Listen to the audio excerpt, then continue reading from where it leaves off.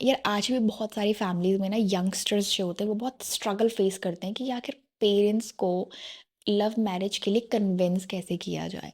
क्योंकि religious practices अलग होती है, ज़्यादातर लव मैरिजेस में रिलीजियस प्रैक्टिसेस अलग हो गई, इंटरस्टेट हो गया, आपके कल्चर मैच नहीं कर रहे, आपके एक्टिविटीज़ मैच नहीं कर रही, तो वो एक एक्सेप्टेंस आना थोड़ा सा मुश्किल हो जाता है। और हमारे जो एल्डर्स होते हैं वो हमारे रूट्स से इतने ज़्यादा कनेक्टेड हैं, रिलीजियस प्रैक्टिसेस हो गई, ठीक है, इन्वायरमेंट हो गया, कल्चर हो गया, इन सब चीज़ों से वो इतने ज़्यादा कनेक्टेड है कि उन्हें लगता है कि वो लाइन ब्रेक ना हो, बेसिकली वो चेन ब्रेक ना हो, सिस्टम बना रहे। और सबसे बड़ी बात ये है कि हमारे एल्डर्स के लिए, पेरेंट्स के लिए जो अरेंज मैरिज है ना, वो एक ट्रस्टेड सिस्टम बन गया है, ठीक है? क्योंकि सब कुछ मैच कर जाता है, कल्चर मैच कर जाता है, लैंग्वेज मैच कर जाती है, ठीक है? तो देखा जाए तो पूरा ए टू ज़ी एनवायरनमेंट मैच कर जाता है। और लव मैरिजेस में बेसिकली चैलेंजेस आते ही तभी हैं जब ये सारी चीज़ें मैच नहीं करती जो अभी मैंने लिस्ट डाउन करी। तो हमारे पेरेंट्स के मन में सबसे बड़ा फ़ियर ही ये आ जाता है कि यार पता नहीं कंपैटिबिलिटी कब तक रहेगी। सबसे बड़ी चीज़ कि कम्युनिटी एक्सेप्ट करेगी या नहीं करेगी। बहुत सारे जो बैरियर्स तो एक्चुअली लोगों की वजह से ही क्रिएट होते हैं कि अरे ये क्या बोलेंगे, वो क्या बोलेंगे।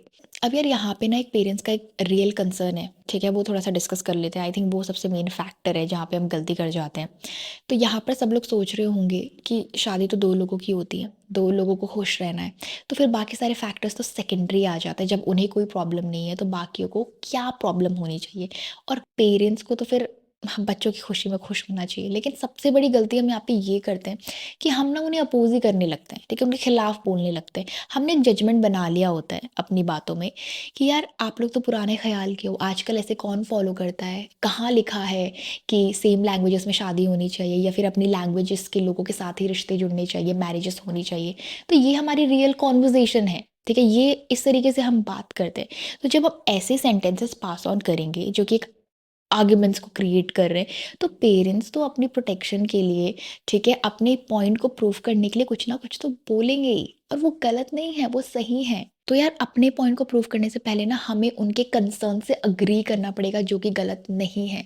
हमें लगता है कि अरे यार चलो ठीक है, अब जो होगा बाद में देखा जाएगा, लेकिन हम यहाँ पे सबसे ज़्यादा गलत है। हमें उन्हें वो सैटिस्फैक्शन दिलाना पड़ेगा कि यस, आई अंडरस्टैंड कि आप सही हो, आई अंडरस्टैंड कि आपका पूरा कंसर्न भी सही है, आई अंडरस्टैंड कि अगर दोनों फैमिलीज़ के बैकग्राउंड सेम होंगे तो चीज़ें एफर्टलेसली होंगी, तालमेल अच्छा बैठेगा या ज़्यादा प्रॉब्लम नहीं आएगी, बेसिकली पूरा एनवायरनमेंट सेम होगा, तो वो एक बैलेंस अच्छा बैठेगा। तब जाके आपको बताना है उसके बाद कि आपका पार्टनर आपके लिए सही क्यों है। इतने सारे रियल डिफरेंसेस जो आप हमें गिना रहे हो, उसके बाद भी हमारी ट्यूनिंग अच्छी क्यों है?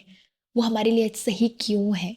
तो जो ड्रास्टिक चेंज का आप लोगों ने कैटलॉग बना लिया है कि ऐसा होगा, वैसा होगा, उतना ड्रास्टिक चेंज क्यों नहीं आएगा? So we need to understand and satisfy each others real questions and real concerns. तो यार तब जाके ना वो एक प्रॉब्लम सॉल्विंग एनवायरनमेंट क्रिएट होता है, और जो फालतू की आर्ग्यूमेंट्स और जो फालतू के झगड़े होते हैं ना, उनसे हम बचे रहते हैं।